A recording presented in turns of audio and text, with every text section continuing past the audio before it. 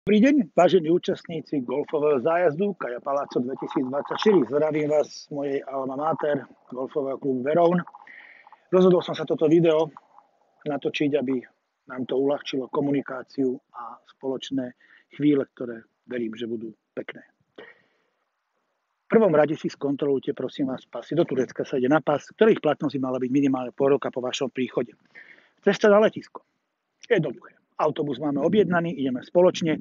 Cena na osobu na obidve cesty na letisko aj späť je 80 €, ktoré mi uhradíte buď na účet, ktorý je tu, alebo tá úhrada môže byť v hotovosti.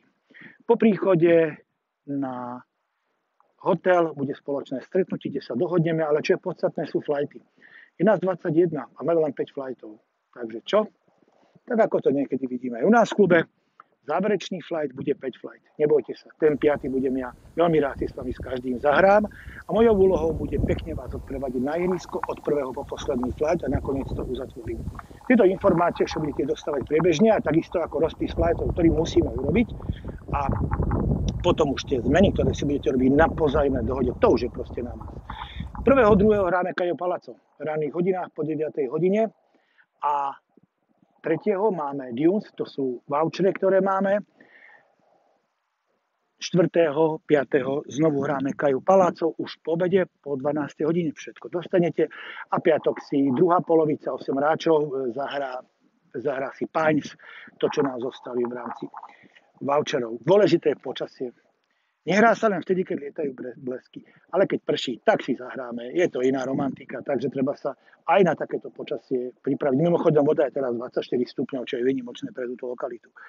Dôležité je povedať, že v ten deň, keď budeme hrať Dunes a Pines, tak v ten deň Dunes by sme chceli urobiť návštevu nejakej večernej hry, večerného ihriska. Ja neviem, či to bude Montgomery, alebo Cullinan, alebo Caria.